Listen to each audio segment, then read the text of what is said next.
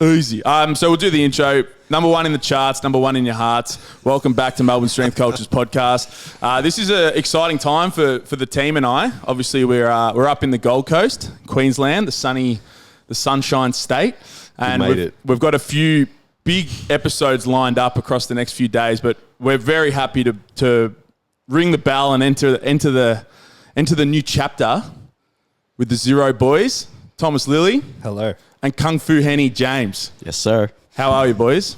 Amazing. Yeah? I'm instantly regretting wearing the shorter shorts that I own, though. Yeah, that's all right. It wouldn't be a culture podcast without some crotch shots. No. We're still in talks with Manscaped to get that thing properly across the line. Just numbers, back and forth. Couple of big negotiations. Couple of big companies, just back and forth. It takes time. So we're just going to see if we can work something out, but we'll sort you out if needed, if it comes across the line. You gotta play hardball. You gotta be like, yeah, look, I'm going to take it back to the team. It's an interesting offer, but obviously we're dealing with multiple offers at the moment, and we need to see if this aligns with our brand. Yeah, those are literally the chats that we're having. So amazing. You know it.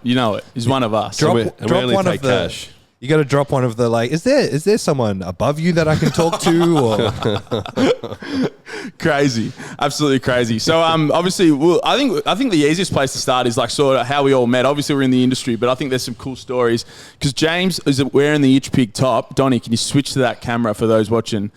I think that was probably the initiation of like you coming into our community on Instagram, without a doubt. Like Nah.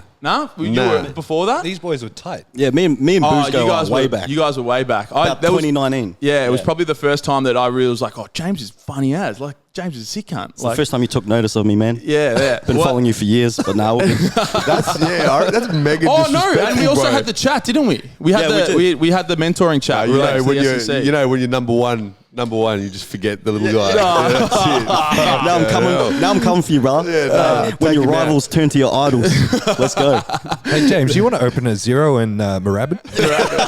Come down. I can't remember when we first had a chat. When did we first have a chat? I think it was. Bro, you're digging a deeper hole. Just leave it. It's not. It was the mentoring call. It was the mentoring call with the S&C stuff. That was our first proper chat. Yeah, that was it. Years ago when you were coaching Will Crozier. Yeah. That's when we used to, have a few interactions. You reply to one of my stories every now and again. There we go. Never really got hit with the follow. One of those ones. Yeah. There we go. But and I took that personally. Take him out. It's done. Real MJ last dance type vibes. What does Didier call it? Hunting. Inventing haters. Inventing haters. That's too funny. But yeah, that was the ICHPIG collab. Thank you for getting around it so aggressively because you were fucking pushing it. Man, I love that shit. Like, one of my favorite things is Thomas knows I love clothes. And then I love what you guys are doing. So I was like, this is the first kind of instance where I seen both those things go together. Yeah. So I was like, that's fucking sick. I'm all about that. And it was fucking awesome logo as well. Yeah. That's pretty much how we kind of started talking more, I think. Yeah, besides definitely. the mentoring call. Yeah. That I did with you two and Jamie Timms, who's going to be the manager of our other Zero. Oh, nice. Zero Brisbane. Yeah. And that's pretty much how we kind of connected, I guess, or started talking more frequently. Yeah, for sure. What about you guys? We started talking when it was more, I was pushing more, it's not just strength, it's everything else. Like, I was very in the niche of holistic. Yeah, get in touch, manifest it. No.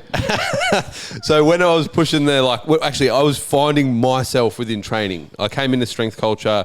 I thought I had to be a powerlifter, realized I didn't like powerlifting as much as I preferred being all round, based off of athletic sort of my previous athletic endeavors. Because it's like, all right, I'm around powerlifters and strength trainers. I've got to be this guy.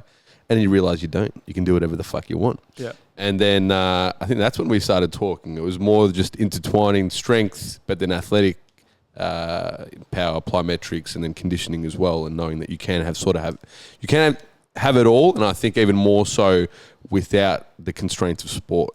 And that's I think that's definitely when we started talking.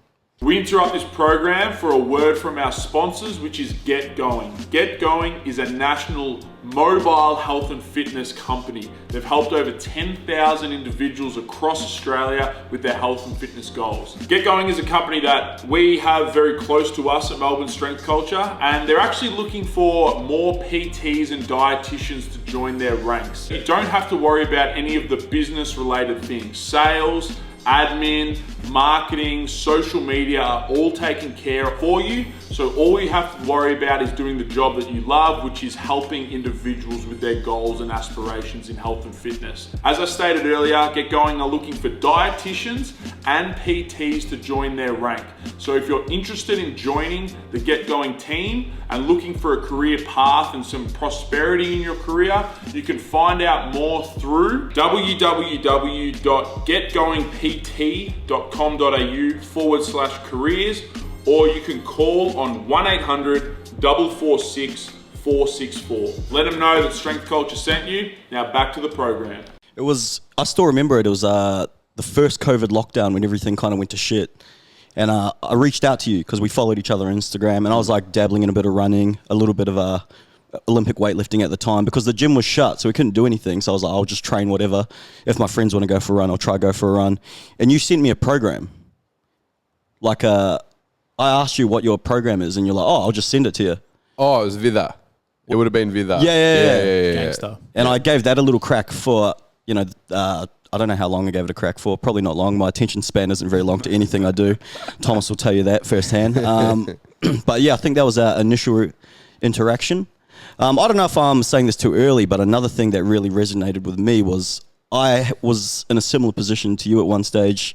I was in a powerlifting environment, but I was like, fuck, I don't want to do powerlifting. Yeah. Like, I don't really care about powerlifting myself. And he reached out to me, sent me a message. I've said it on our podcast. To you, it was probably just a passing comment, but to me, I was like, fuck, I'm not the only one in this situation. Yeah. But now I'm balls deep in powerlifting again, so we've come full circle. Just swung Well, back. I think it's not so much that I don't like powerlifting. It's like I like doing everything, and it's almost being restricted to one particular thing that I don't like. It's not so much the pursuit of powerlifting, because when I do a peak, it's fucking mad. And when you train for that and then you achieve whatever you achieve at the end of that block, it's fun. But for me, it's not. It's like if I was restricted to running forever. You know what I mean? It's like if I was restricted to one thing, and that's, it's not the pursuit that I don't like, I think. It's more so the thought that I have to do one thing and be stuck to one thing. I would say that's probably more the where I come from with that. Because it's like you're doing you peak now, and you're fucking loving it. Yeah. So it's not that I don't think you don't like powerlifting. It's just it's doing it forever, full time. Yeah. Full time lifting. Yeah. Like it's 1,000% a part of my identity. Like I've been training with Thomas since 2017, 2018. I've been working for Thomas since 2019. Yeah. But like I like dabbling in other shit. Go running. I've done some endurance running. I love basketball. Yeah. I love footy. I love everything. It's fun, man. Fitness is long term. It's not moving. Long term. Fucking hell. We're trying. Don, is that better? Jamie's getting pissed off with the fact that I'm just touching him. Trying to feed you. This is life with Thomas, man. Yeah. Sorry. We're having some technical difficulties over here. Sorry about that. I think you're the difficulty. I am. I fucked up yesterday. We flew into the wrong airport. We don't know the Queensland, geography very well. We flew into the wrong airport. There's a shortage of cars, rental cars, everywhere in Queensland. So there's no cars available, which is frustrating. But we get one for today, which is good. So, or from today forward. But I've been fucking up left, right, and centre here. That was fun. And I just fucked up again. That's all right. So obviously, powerlifting gym. So Zero. Let's talk through Zero for a little bit then. Thomas. Well, hang on. We met in America. I'd never met you in person before that. Yeah. That was a cool trip. That was probably one of the most alpha things I've ever seen. When you think about... we're bringing back alpha. Hang on. We're bringing back the word alpha. Yeah. There's alpha moves left, right, and centre, and you made one. Thomas Lilley made the biggest alpha move that I've seen in the Australian fitness industry, strength powerlifting. So obviously, I wanted to actually ask this because obviously you were coaching Will Crozier for years prior to that. My understanding was obviously collaborating with him. He's a smart man as well, but for the most part, full blown coaching him, all the comp meets and whatever. And then there was this 3-month period where he was like, oh, do you want to coach me into this comp in America? And I'm like, yeah, crazy. And we went there and we broke the Australian record. He didn't have a weight class, so he was just like eating into it and obviously less stress because we're on a holiday and just did really well. And I always felt like I've just taken some of Thomas's shine because I literally just came in for 3 months and I didn't really even coach him. We just like collaborated on a program with Will, and then he just broke these records and squatted. Like, it was just a crazy time. For the record, I think there was a good year period between when I finished coaching him and when he did that. Yeah. It was quite a while, so it wasn't right off the bat. Yeah. But I do have like a 3-year guarantee of my lifters, so when they stop with me, their results belong to me for the next 3 years. It's like an NFT coaching into perpetuity. You've got to give credit to the original coach, Thomas Lilley, NFT guy. But let's get back to it. So we're sitting there in California. I think it was in San Fran. Was the final? I think it was San Fran. Was where the comp was, and Will's like, oh, you can't wrap my knees, so I think Thomas is going to fly over and wrap my knees for the comp. That was literally the conversation, and I'm like, what? And he's like, yeah, I've always had Thomas wrapping my knees at the comp, so I'm going to feel real comfortable, and Thomas might fly over. And I'm like, all right, no worries. And then the next day, Thomas is in town in a Corvette. Was it a Corvette? Oh, I don't know. I think it was a convertible Mustang. A convertible Mustang. There we go. He's got a convertible Mustang. He's flown in, wrapped. I like to Crozier make an knees. entrance. You have to. And it was the first time I met. I'm like, fuck, Thomas is on a different level. Like, what is going on here? Just flexing on ya. Yeah. No, so the car thing's funny because the car thing happened in fucking Melbourne as well. Yeah, you're driving with a bloody brand new the BMW. Yeah, so this is not intentional. Everyone thinks I'm some sort of a baller. They don't realize I'm just a massive wanker. What happens is once you reach a certain tier in like frequent flyers, you get all these like co-benefits with other companies. Yeah. And the co-benefits with the hotel and with the car company is that if there's an upgrade available, they upgrade you. And if that one's not available, they go to the next level and the next level. They just keep going up. Yeah, so it's actually the worst because the insurance is very different for those like luxury cars and they don't let you downgrade. So I'll show up having booked a Corolla and they'll be like, yeah, there, your Mustang's ready. I'm like, oh, where's my Corolla? I just want something simple. So yeah, I got upgraded in America to that Mustang. That was a funny trip. Like it was. You flew in. It was a FIFO for knee wrapping, mate. Fly in, fly out. Yeah, I stayed one night. So I left at 10 a.m. and arrived at 5 a.m. the next morning and drove from. It was like an hour and a half. It's from San Fran to like Oakland or something. Yeah, something like that. Went straight to the comp, wrapped some knees, ate some burgers, fell asleep. Went home. Recorded a podcast with you guys, went back to San Francisco and flew home. That was it, in and out. Incredible. It was a fucking great time. And we had Five Guys, which I reckon is the best burger chain in America. Absolutely. You reckon? Number one? Brilliant. Have you boys been? You haven't been to America? Have you been to America? Nah. Five Guys. So every time there's a Five Guys like news story, we just tag each other. You might see it on, if you follow either of us on social media, you'll see it because Five Guys is number one. They're the GOAT. Goat burgers. We like to throw goats out. We actually cop shit for the amount of goat talk that we have. We just throw goats out Cop there. shit for a lot. I like the categories. When you guys explained the categories in the other episode, a couple of episodes ago, I was like, I can get around multiple goats. Yeah, multiple goats, yeah. It is. I feel like it's just become synonymous with greats. It's greats, not of all time, it's just greats. Everyone's a goat. Oh, he's a goat. He's a goat. Yeah. Oh, we've copped it. You copped it. I copped and I it. love it. I love it. It's like you just started leaning hard into it. Just double down, always. Just double down. As soon as you get some feedback the on Will those sort Smith of things, thing. double Bro, down. there was some serious anger with the Will Smith is the goat of hip hop thing. I never actually like said at it was the the goat of start. hip hop.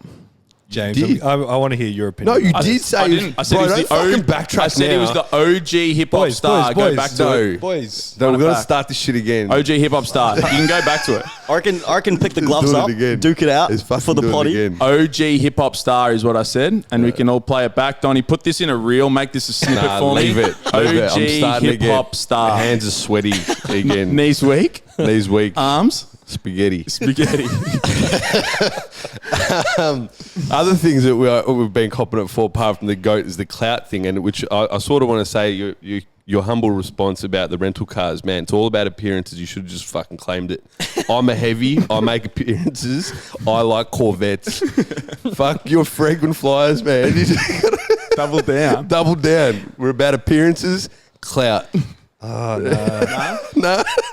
That's it. Money, women, cars. Yeah, that's all it is. That's all it is. Yeah. Clout is the fourth category. That's it. I wanted to wear my sunglasses on this podcast to, really let them know. Mate, about 45 minutes ago, you would have had to because the sun was blaring through this window, but apparently it thankfully has moved on. Jamie manifested shade in here. And it Rises worked. in the east, goes that way. This is like clout right here. The Dr. Dre mansion straight on the water, literally at the beach. Yeah. This is sick. It was all a setup, yeah. Again, appearances, man.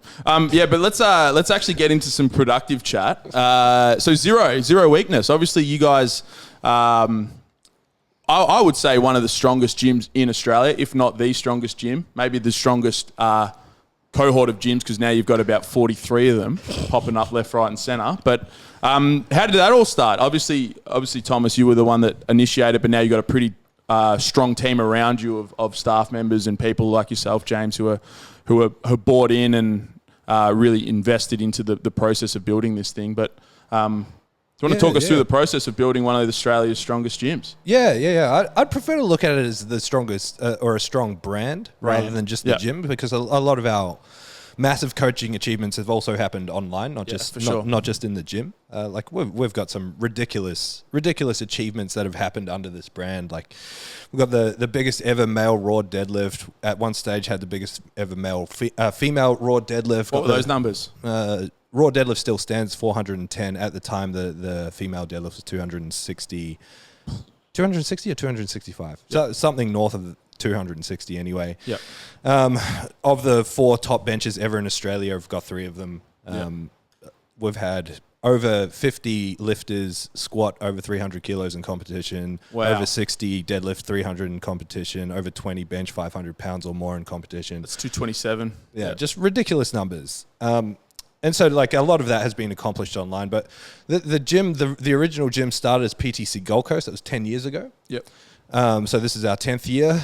We rebranded to ZeroW in 2018, I believe. And that was the result of the online brand was growing far beyond Australia's reach. And it felt weird having people in New Zealand, Dubai, Israel, America representing PTC Gold Coast. Yeah. So like I need a brand.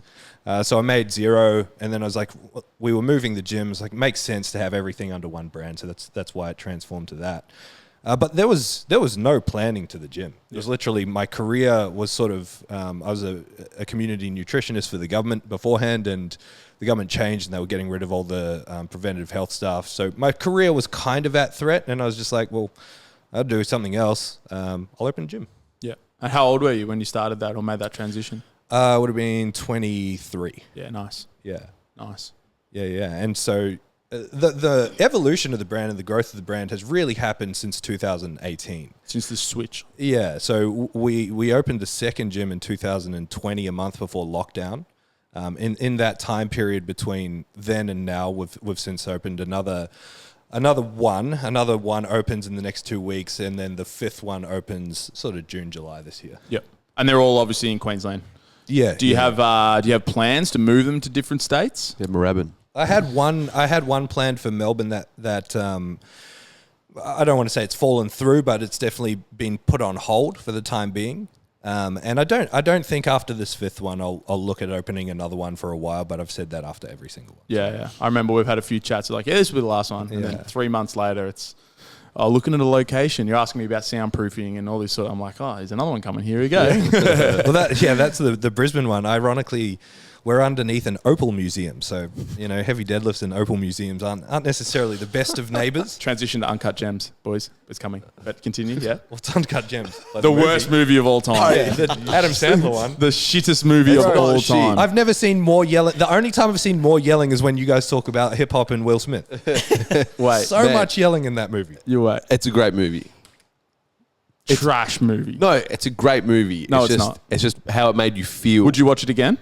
No, but again, it's not because it's not great. It's because of how it made me feel. Worst movie I've ever seen. Not worst I've ever seen, but Absolute trash. It's a panic attack. It is anxiety in visual form, visual and audio form. Yeah, but I'm shit at watching movies to begin with. I can't sit still. Like, so if it's boring, that's fucking boring, that movie.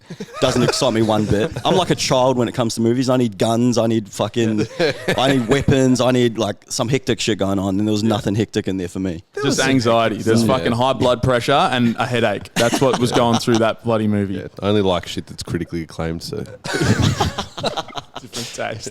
But yeah, so your new gym is under an open museum. And when's it opening? 2 weeks? Hopefully, yeah. We've just run into... It was meant to open on March the 1st, so we've just run into a whole bunch of issues with the renovations that they had to do and then supply issues with the flooding and everything like that. So it's just slowed it down a bit. No doubt, yep. Yeah. We've had all the equipment sitting there for six weeks. Like, we're ready to build. We're just waiting for the building to be renovated the way we want it. Yep, for sure. Nice. And when did you come on board, James? 2019. Yeah. Because you're the longest serving staff member. I'm a veteran. Veteran. I got veteran status around here. That's it. He's the OG GOAT. Yeah. So I came on board with Thomas in 2019. Do you want the full story how it started? Fucking oath. Yeah. So 2019, early 2019, he offered me a job. I turned it down originally because I wanted to fucking do some shit to make my dad proud or Dog. Yeah, to do some bullshit, and then that didn't work out. You didn't make your dad proud? Nah, he's still not proud of me to this day.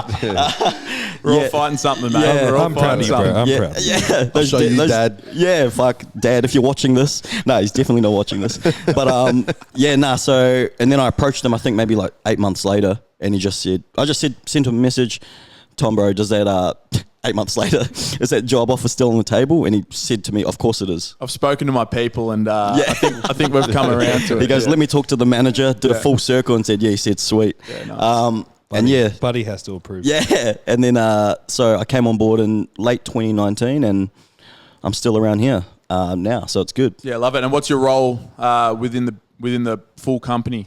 I just do a bit of everything, to be honest. Like, I'm the manager. Now I'm like dual manager with Bridget Murphy, who's come on board. Yep. She's a fucking legend. But I'm manager and coach. But I wear whatever hat Thomas needs me to do. So if he says do this, I go, yeah, sweet. James's official title is the glue that holds Zero together. Yeah, holding everything. Just the KungFuHenny. That's right. Oh, that's brilliant. Yeah. Yeah, nah. So like I said, I just kind of put on any hat that Thomas needs me to do. Hey, can you do this? Yeah, I'll give it a crack. Yeah. Like in the early stages, Thomas is, can you try edit this podcast? Yeah, I'll give it a crack. Try film this. That was so shit though, when I was filming the first podcasts, the Zero one, before you got CJ to start filming them. Yeah. It was just kind of, I'll just give anything a crack, and if it's shit, it's shit. But it is what it is. I like that. I rate the attitude. And now it's now I'm pretty much just a full blown coach. Yep. Managing the gym. Yeah, that's what I do now. And your coaching looks like it's booming. It's starting to take off. Like I fucking put my name out there on the internet. Started talking more shit on the internet. Started interacting with people more. I started lifting again. So people saw, oh fuck, KungFuHenny, he's kind of strong too now. Yeah. I've always been strong, by the way. Humbly coaching every man in the NRL. Yeah, coaching's gone all right. Yeah. Yeah. So I just started I just said to Thomas, I didn't even say to you not that long ago, I was like, I want to do way more online coaching. And then that just started taking off. He's like, sweet, let's fucking do it. Yeah, we were talking about this off air. Like, sometimes it's just a mindset shift. We were talking this before you guys got here because one of our coaches has just found a really good stride. Jamie has obviously, but as has Charlie. And in the last few months, it's just been a mindset shift. Actually, you know what? I can get that. I want to change and move in that direction and grow in that direction. And then all of a sudden your actions start mirroring it and positive things start happening. Do you know what's a synonym for all that shit you just said? Manifest. Manifest. Manifest. Yes, that's it. 100%. We spoke about this on one of our podcasts recently. It's the whole thing of imposter syndrome. It's so... It's just a fancy way of saying you don't believe, because objectively, like we were talking about this with James, he had it for so bad for so long, and objectively it's like, has your skill actually improved to the point where you're so much better as a coach now than when you had this imposter syndrome? Not really. It's just you've changed your mindset in terms of, I believe I'm worthy to do this and people believe in me to do this. And it's so weird because, like, we look at the most recent staff member, Bridget. She's the same. She just doesn't believe. And objectively, all her clients love her. They're all getting great results. And you say, you're doing a great job. She's like, I'm not good enough for this. It's like, what? But here's the proof. Yeah. It's like saying, I'm not wearing pants. I'm wearing fucking pants. There's the proof. Yeah, it's definitely something, and I think it obviously transcends just career development, but it's a bit of everything, really. Well, let's bring it back to powerlifting then. In that same sense, what do you sort of see from these guys that you guys have been coaching that are literally at the peak of what Australia has been able to produce from a strength and powerlifting output? What sort of qualities do you see these guys express? Are there different qualities that they have, or is it that just they've been in longer, they can manage to transition years and years and years of good training, or are there any? Is there any secret to the sauce? I love this question so much because it's something that I get asked all the time and have done over the years as I started coaching more and more strong people. It's like, what do these people go? What's different? What do you do differently? From our end, our system is just set in stone. Like our system is what we follow. And as I sort of learn more and upgrade my knowledge, I decide, do I need to change this or this or this? But it's about doing what we do best and sticking to the system, regardless of whether this person is brand new or benching 400 kilos. It's the same, you know? Yeah, of course, there's individual differences to some degree, but the skeleton of it is very much the same. And when you look at these elite lifters, like you think that there's going to be some massive athletic gift or mindset difference between the average, but you see the same spectrum of different mindsets and different levels of self-belief and all of that across novice and intermediate lifters and the ultra advanced. Yep. There are definitely a few exceptions to that in terms of like people who really have an elite mindset. And I think Will is probably the best example of that I can think of. And it's so weird when you talk to someone like that as well. If you try and extract what they believe, they're just going to fabricate it based on reverse engineering from what they do naturally. It's like, you know, do you think about lifting? It's like, yeah, I guess so. And then you're like, oh, this person, you know, they manifest or they visualize. It's like, but they don't think I need to visualize to be the best. It just happens, right? And so a lot of that exists at the top level, but it's just bolstered by genetic potential. You know, like I'm not going to name names, but one person comes to mind, and in my opinion, they are the best lifter that I've ever worked with and continue to work with. And their mindset around training, their lack of self-belief is something that you'd expect from someone who would never be successful, and they're literally the best. Yeah, like it's phenomenal. It's I wish there was just some character trait that every elite person possessed, and I think it's recognition of powerlifting in the sense that it's so accessible and that you can be freakishly strong and then elite at a sport without having a great deal of development. Like you have to have a great deal of athletic development to be elite in the NRL or the AFL or something like that, probably to a higher degree than just being strong and lifting a few weights. And so the net result of that is that there are all these different character traits and personality types that kind of go against the grain of what you'd expect at the top end. Yeah. So what you're saying is my genetics aren't good enough. Yeah. Because obviously, Will's the strongest person I've ever, and I'm not going to say I coach Will Crozier. I helped him for a 3-month period, but being able to, and I was traveling with him as well in that period. Like we had like a 6-week trip, so it was actually cool to see how he like went into sessions and went into just his prep as a whole, even with the constraint of travel and flights. And for him, walking around New York City was a bit of a struggle because he was weighing 122 when we stepped off the plane or something. He was huge. He was a big boy, and he was just dropping weight he dropped 10 kilos in the 6 weeks, I'm pretty sure. And we had to take breaks, unfortunately. We can bring this all up because we got him on, I think we'll probably upload it 3rd or 4th. But the episode with Will Crozier is definitely coming. So it was cool to see because it's a different level. Like we obviously coach some pretty strong natural guys, but then dealing with like one of the strongest unnatural, it's crazy to see. Like, holy shit, this guy's about to squat 380 kilos for a double. It's like, all right, here we go. Let's see how we go. It was a cool experience, really cool experience. Yeah. I think one of my fondest memories in terms of just like mindset around training is, so I had the opportunity to coach the national Papua New Guinean powerlifting team in 2015, but Will shut that down. That's a long story.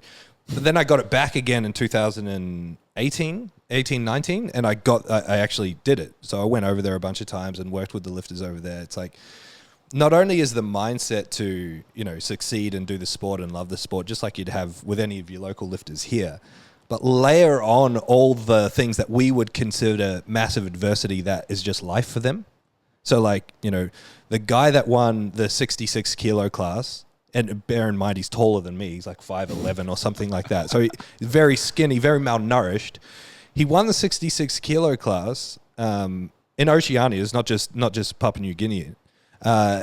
He did that after 3 days of not eating because they couldn't afford food, and he was fishing and giving the food to his grandma, his mother, his kids.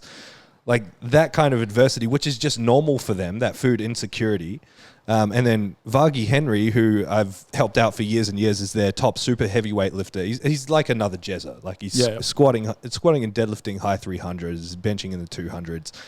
Same thing. Like this guy's, they train on a dirt floor with rusted out plates, rusted out racks. There's 30 of them training on one rack, and they just rotate through. And most of them are squatting like 80 kilos. So it's like 80, maybe 100, 120, 140, all the way up to 300, and then rotate through again. Straight back down. It's so cool. We get people get pissed off for having to wait 5 minutes for a brand new Alico rack and all the shiny plates. Like, oh, it's so packed in here. This is my training is I'm losing my pump or whatever. Far out. These people don't know anything different, and they're just killing it. It's like that mindset is just like, this is what I got to do, and this is what I've got to work with. That is cool. Yeah, it's amazing. So it was 2018, was it? Yeah. Papua New Guinea and Nationals. Yeah, so I went and coached the team at Nationals, and then I ran the IPF Oceanias in 2018. Oh, nice. But yeah, that's an off-air story.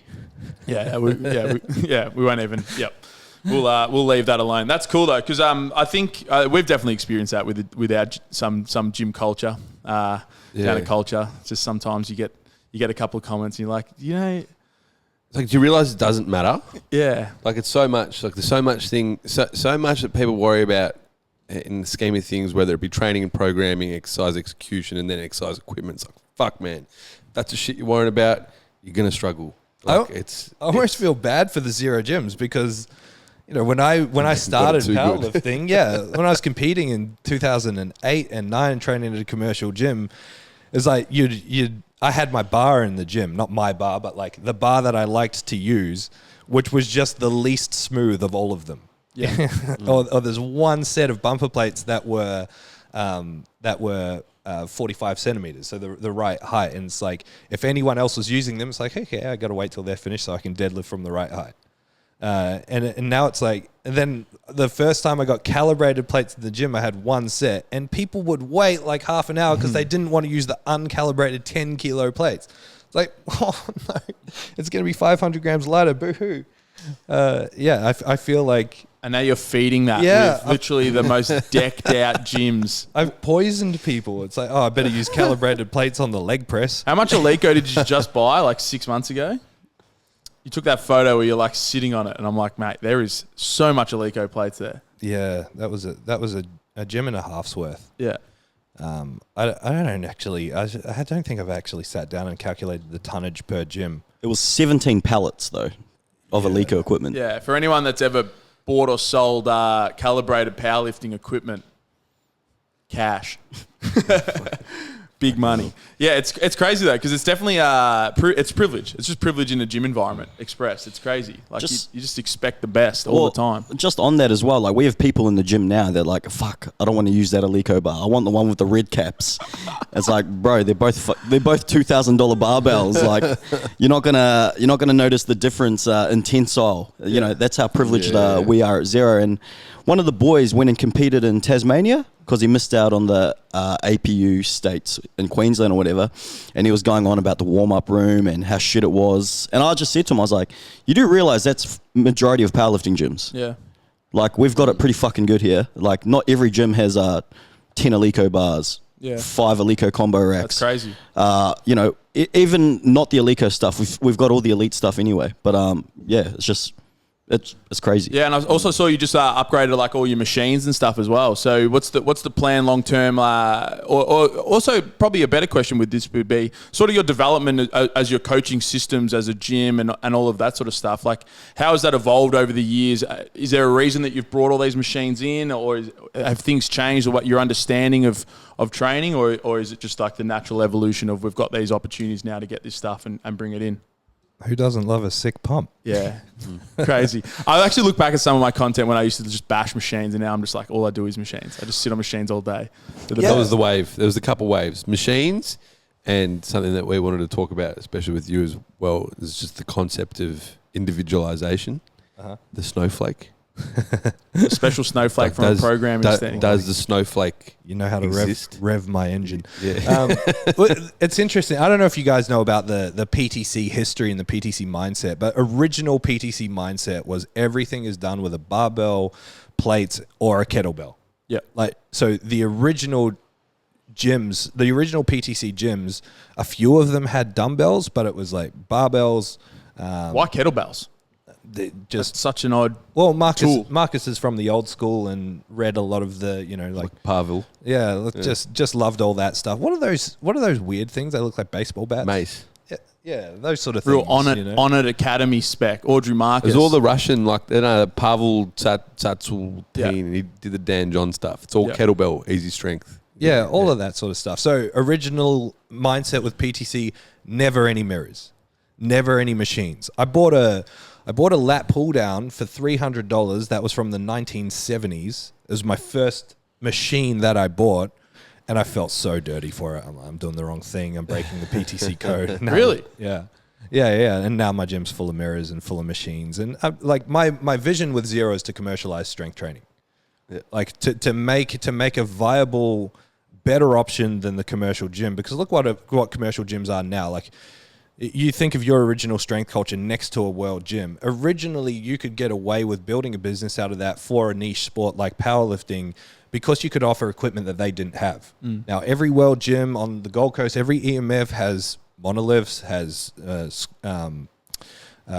competition bench presses. A lot of them have competition bars. Some of them have calibrated plates. Really? Yeah. That's not in Melbourne. The commercial gyms in Melbourne are not decked out at all. Yeah. I mean, you'll see it in some of the independent ones, right? Yeah, like for a few sure. of the Doherty's and like a training day definitely does, but There's a couple, far and few between. yeah, the big franchise. I don't know if they're franchise, however they run their business. I have no idea, but those big chains definitely don't. Like, it's a real lesson in business in terms of like, how do you guys separate yourself from that? Because if someone walks in, automatically they're comparing 4 walls and gym equipment. And your job as a salesman is to show them that you're not selling 4 walls and a gym equipment. You're showing them something completely different. You're putting yourselves into a category of one so they feel stupid not buying that product, right? And so as Zero has grown, my vision is to commercialize strength training to the point where someone looking for a commercial gym can walk into our gym and see something as better than the commercial gym. Yeah, I like it. So like at the Gold Coast, we have a sauna. I mean, it's a small thing, but things like that, steps like that to further add to our arsenal of what we can provide. I love commercial gyms. You guys grew up in commercial gyms. Like, they're sick. They're still sick today. Like, people complain about going to commercial gyms. If I'm going to do a powerlifting session, of course it's shit. But if I'm just going to train, it's fucking sick. Yeah. There's everything. It's all like frequently maintained. It's all upgraded. They renewed their leases on the equipment. It's amazing. So if we can do that, but also offer amazing coaching, amazing powerlifting equipment, an environment that's completely different to a commercial gym, then how can people say no to that? I love that. So yeah, that's sort of the direction that we're heading with it, and that's what I want out of Zero. I completely forgot what. I love big visions. I'm fucking all about a big vision. Like, just fuck commercial training. We're coming in. We're gonna take like, in my head, I'm like fitness first, and then I see you boys like Zero bobbling up, like coming up, and like, fuck fitness first. We're gonna take over. Like I'm all about that. But it's less than fuck fitness first. It's more like thank you fitness first for showing us what a gym can be, so we can upgrade upon that model. With our lens and our direction. Yeah, that's awesome. And I think you guys are definitely doing that. From looking down, especially some of the shifts since the COVID and all the, like the COVID, since the COVID period. I think some of those changes, I can definitely witness them without having heard that story of sort of what your grand vision is and how you want to go and differentiate yourself, but move into a bigger market. I can definitely see those qualities coming through. So that's cool. That's really exciting. Yeah, and I mean, it's gone around in circles because originally I was like, I'm a powerlifting gym. So I opened PTC Gold Coast on the Gold Coast. All you powerlifters come to me. There's no powerlifters on the Gold Coast. My business was shit for 18 months. Like I was working my main job. Like I went back to driving a forklift. I was married at the time. My wife was bankrolling everything that I couldn't afford in the gym. Like it was just keeping it alive for the sake of keeping it alive. And I'm like, what am I doing? I'm marketing to powerlifters that don't exist. Okay, I need to create powerlifting, run more comps. That creates powerlifting on the Gold Coast. Then we get more powerlifters, can upgrade the gym to provide for more people, etc. But also, why am I marketing to people who don't exist? Like, why aren't I marketing to who is going to become a powerlifter? Well, the average person that's serious about their training in the commercial gym is going to become a powerlifter. So commercial gyms are fucking fantastic for us and what we do, right? They are the feeders into our sport because it's people like, I want to be strong. I know maybe about this powerlifting thing. Maybe I don't know about it, but I'm serious about training and I'm just not getting any better. It's like, that's where we step in. And so market to those people, all of a sudden, forget powerlifting. You know, we can be like, oh, you're getting pretty strong. Have you heard about powerlifting? How would you test that? Well, you can do it at this novice comp. Market to those people. And so I did that and the gym grew. And then I started becoming the guy for all the strong people. And I got all the strong people. And I went back to like, okay, I'm the powerlifting guy. And then, you know, grew my brand out of powerlifting and then got a James and, you know, got a Daniel and a Rochelle and a Lucy and a Bridget. And now we've got whatever, 12 staff or something like that. Now we've got the capacity to be like, well, all you people aren't powerlifters or aren't in the trenches of powerlifting like I was. Now we can reach back to that market. And in doing so, making that shift back in 2018-19, now we've exploded. Yeah, it's because we've got the product that has been built in powerlifting and strength training, and we can use that product to these people who are on the brink of it, and then the rest is it sort of circles around back to that original conversation we're having. Exactly. Like you guys don't like you challenge that identity of I'm in a powerlifting gym, but I don't really powerlift, and you probably went through some doubt about those. Can I grow in this environment? I know we had the conversations a few years ago. Now look where you're at from a coaching perspective. But we've also gone through that cycle. That exact cycle that you've said, us as Melbourne Strength Culture or the Strength Culture brand, at a much smaller scale compared to what you guys are doing. But we've definitely gone through that cycle where we went hyper-focused on this high-level education, trying to attain like the top lifters in Australia. And we realised we're talking to about 15 people. And they're communicating, but they're never going to purchase anything from us. And they're witnessing that, or they're seeing the value we can provide, but they've already got coaches that they've been dealing with for 2-3 years. We're not just going to break that and then they're going to come to us. And then we found the transition about midway through last year where we said, no, fuck this, we're going Gen Pop. All of our content came down about 4 years worth of information. We started talking about, like, we just ditched all the high level words. We ditched all like the high level application. We just came to like entry level stuff, and all of a sudden we're flying, absolutely flying. And I got more coaches anyway. And it's funny, we're probably going to have in 12 months' time, we're probably going to have more powerlifters because those guys that came in, we developed powerlifters. Powerlifting is a very that's the grassroots is what matters the most. So man, that we can mirror that same conversation. It's cool that. It makes us feel, because we've been battling it a little bit. Like, we'll be honest, there's been some, I think whenever there's something that changes in a business model and people that obviously, like in a service model, people are identifying with you and your business as it's growing and developing, it's a big part of them. And as soon as you have that shift or that transition, some people can feel that you're sort of taking their piece of that away. We've definitely dealt with that, and it's something that we've been battling with, but it's cool that you guys have had a similar experience because we like to think that we're making the right changes. And this podcast is even just an expression of that. We like to think that we're making the same changes. We're probably just not as progressed as what you guys are. So. Yeah, but I mean, like, what's progression? What's success? I mean, like, I went to your gym whenever it was 6 weeks ago, and I walked away being like, okay, this is what we need to change about how we present ourselves in terms of how a new gym looks, because your facility is incredible. Like, thanks, man. Hands down, it's one of the best powerlifting gyms in Australia that I've ever stepped foot into, in terms of how it's presented.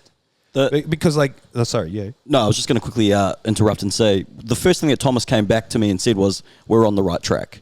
But their gym is fucking. That's it. Yeah, he said we're on the right track. That's cool. Because, I mean, like, we're all doing the same thing. We're just figuring, no one's giving us a manual for this shit. This is something I always come back to. Yeah. So, like, we have to look at each other and be like, what can we learn from these other brands, these other people that are successful and that are doing well? What can we take away from that? You know, James fell in love with what you guys were doing, the direction you were going with your content, and he was pushing me, like, hey, let's do stuff like this. I'm like, cool, man, let's do a podcast. Let's mirror that. This is your project. You take it, you roll with it. Let's build something out of it. And the more of us that are doing this shit, it's not about copying each other. It's about drawing inspiration from each other, so all of us get better, so we can service people better and provide a better product for everyone. Yeah, it's like, you know, the saying you screwed up in the last podcast or a couple of podcasts ago about like a rising tide and floating boats and all that stuff. Fuck everything up. Don't worry. Because on the flip side of that, you got haters. You got the people that are looking at you and taking your stuff and being like, oh, look at what these people are doing. They're fucking idiots. They don't know what they're talking about. They may not say that overtly, but they're presenting that in how they develop content. And what are they saying? They're saying, okay, well, I'm a follower. I can't exist without you because I have to follow your shit and I have to take pot shots at it.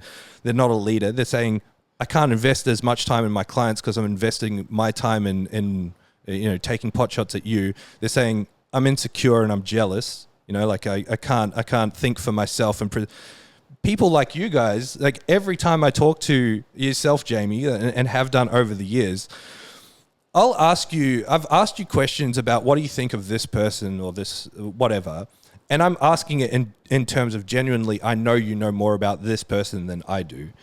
And so many people are quick to like go straight to the negative, whereas you always talk about what's positive, what they're doing well, what you can learn from that person. Like that shit is what makes the world go round, and that's what's going to make our industry so much better. And so what you guys are doing with this, what you're doing with your gym, if we can learn from that and mirror that and make our gyms better, fucking awesome. Yeah.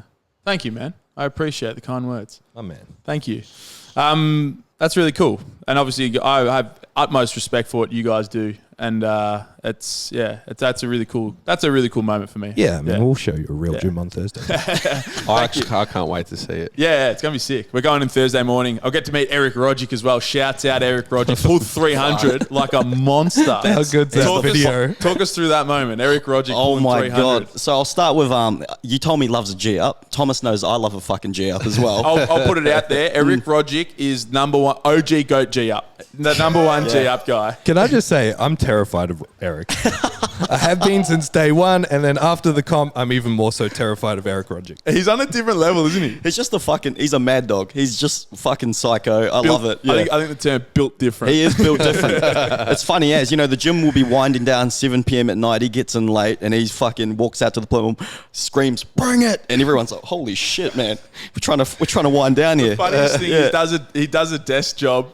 I know what his step count is. He won't mind. It's like under 4,000 steps a day. Like he'd just be at work all day at a computer. He's got like a little tiny puppy, like a Cavalier puppy. It's so cute. And then I know he'd be just coming to the gym and just fucking lighten up inside. Bro, absolutely. You could see the steam coming off his head when he was doing that deadlift. Fuck. So the first G was he wanted me to take his headphones out, and I was like, fuck. He goes like this. And he slapped him. Yeah, I was like, fuck. He wants me to slap him. So I was like, bang, bang, bang. And then he goes, and then he shook his head and goes, no, my headphones. I was like, oh fuck, my bad. And then I was like, all right, this. All right, he's a little bit tapped, it's fine. And then the next G up, I was like, all right, I'm going to fucking treat him like a real piece of shit here. This is no racism intended. He's Croatian. He requested it though, right? Yeah, and I was like, you're a fucking Croatian piece of shit. And you know, he just went out there and fucking, I went over and told Thomas, and then our workmate Bridget was like, oh, I want him to say shit like that to me. And I'm like, I can't do that. But yeah, it was fucking, like when I sent you the video, we're all just screaming at him. There's a few of us that just love that shit, that love that energy. Yeah. We've definitely got Stupas is one in our gym, 100%. Like he's like, not headbutting, but he pushes his forehead into like the walls and stuff. Seen him headbutt a wall. Yeah. Like he just, we used to have a wall of chains. So there was a bunch of chains that you would load push-ups or whatever. And there's one time I saw him pacing behind the squat rack, and it was just like between the chains, there's not much space like for a full head to hit wall when headbutting a wall. So I was saying, fucking headbutt chain and wall. Fuck me. And then he just like headbutts it and like stumbles back. And then gets under the bar and squats a PR. And I was like, oh, fuck me. Built different. But also brick. Brick. But anyone. You know how you're talking about like, oh, I can call Eric a Croatian piece of shit. Bridget, maybe not. See, Brick will be G'ing up anyone. Maybe he won't call him a fucking dog, like that's his go-to, but it could be like he'll yell at a brand new member who's hitting 5 kilos each side on an incline press machine, and he'd be like, "Come on!" screaming, and then you talk to him, just kick back, kick back, so kick back. Yeah. Brick's So actually polite. He's one of my internet friends. So I can't wait to meet that bloke. We have a few people that just express the qualities that we want in our gym, and Brick is hands down near the top. Like, he just gets around everyone. He talks to everyone. He like the G up. He doesn't select who. He just gets around everyone. Like, even my mum. So you're talking about James is the glue that holds Zero together. My mum is the glue that holds. She does so much for every layer of our business, and my parents have supported us at every single. My dad's actually building some stuff outside this week while we're up here, and I'm like, Dad, wait till next week. I can help you. He's like, nah. But I just want to do it this week. I'm like, all right, mate. Mum's like, Jeremy's such a nice guy. He's just so good. Like, everyone loves Brick. Brick's the best. Yeah. So my first interaction was with Brick. Is I responded to I was with the Woodford potty and what Woodford was saying about him, and I messaged Brick, and his response was, "You're a great man, James." Yeah. And now all we do is just send each other videos or voice messages. I can't wait to train with you, you fucking mutt. We're gonna go fucking balls to the wall, you piece of shit.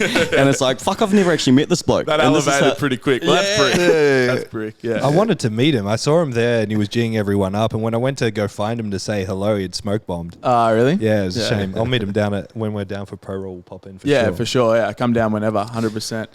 But you guys have transitioned. Let's go to the content just quickly. I saw you, like, I've obviously watched a few, and I've been dropping some comments for that rhythm. But how's it going? Because you were initially doing just like solo short episodes of like quick tip topic, sort of like heels versus flats and all those sort of things. And now you've transitioned to more of like this style, a bit more personality driven, open format. How's it all going? Yeah, so the original idea for me was that if you follow me on Instagram, I don't post anything. I don't do talking. I used to do posts and information and talking stories and all that sort of stuff, which is relevant for my brand, as in like not Zero, but education Thomas Lilley. and the people that I'm trying to reach. And I was like, I can't be bothered doing content, but I can sit and talk for 10 minutes. So I'm like, okay, I'll do this podcast where it's just these snippets, and then obviously James got really inspired by all this, and he's like, let's do it. And I'm like, cool, let's take it a different direction, and I love it. Yeah, it's my biggest project for 2022. I want to continue to grow the podcast, just continue our reach, do it as organically as possible. Yep. I love talking shit. I love, it's pretty easy. Actually, no, it's not easy for me. I was shit the first few times on the mic. Nah. But I'm getting better at it, and we're getting some cool guests on. Like, we've had some NRL players on. Yeah, I saw that. You had a big NRL. I don't follow the NRL, so I don't want to butcher the name, but yeah. So we had Alex Glenn on. I can get more NRL players on like real easy as well. Just call the shots. How we do, baby. James knows everyone. Real easy. I'm sorry about it, but yeah. We had Liz Clay, an Olympian, on. I saw that as well. Yeah, she's an absolute weapon too. We're gonna have more big guests, but it's just fun. It's like literally besides coaching, like the coaching aspect of supporting people and guiding people to get stronger, get better at what they're doing. I love podcasting, so that's like one of my favorite things that we're doing this year. Yeah. And Thomas has pretty much said, "This is your project.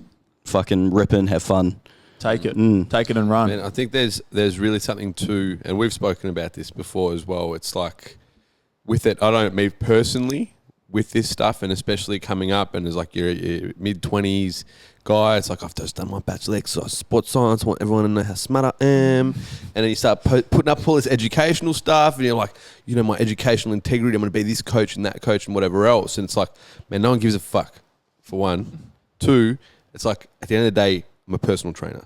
I'm a personal trainer. Don't overinflate yourself. A fitness instructor. I'm a fitness instructor. It's like, don't overinflate your self-importance. Your clients don't care. They do not care. And it's like, talking shit, I think, is 100% the number one skill a coach could have.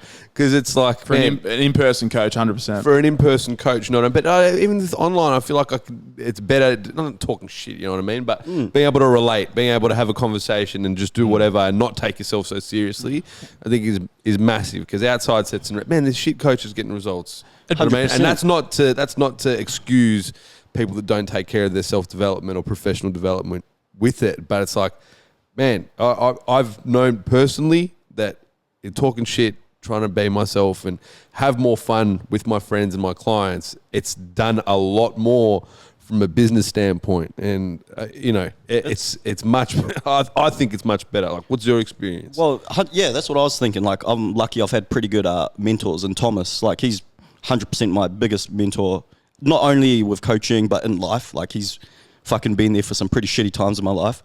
But I haven't said one smart thing on the internet. It's just literally been me talking shit this whole time. And all of a sudden, like, I guess you could say my career as a coach, it's growing, and it's like 2022 is going to be massive, and it's already getting pretty fucking big, which is cool. Yeah, I think the biggest thing is just relatability. Like, at the end of the day, like, you want to enjoy your time when you hire a coach, and actually, like, the process of coaching is a far more personal thing than just like the numbers, sets, reps, and all that sort of stuff. And we could talk about the individualization. We're probably going to run out of time. Maybe we'll chat on it at the next time you come to Melbourne or whatever. But I think the biggest and first rock with all of that is actually liking the person that you've gone to get a service from in something like this. And all of those qualities that make us individuals and we laugh at and whatever, and we put it under the umbrella of talking shit. But ultimately, like, they're the things that's you. Like, those shit talking moments are who you are, and they're the ones that are going to attract clients or members or whatever to be like, actually, you know what? I vibe with that. Yeah. Like Eric Rogic with the G up. Like, people vibe with that, and they actually want to, like, if he can do that there, fucking oath, I'm going to go and do that over there. Like, that's what builds the culture, the community. Like, it's not hard to see from the outside, but you guys have exactly what we feel down in Melbourne as well. Like, it's just people want to be there.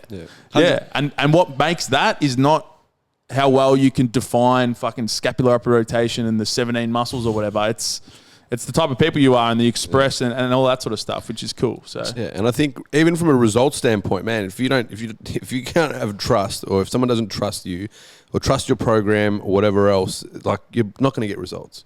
It's super indicative of the fact that, we all come into this with no business skill. And so once you understand business and sales, it's not even complicated.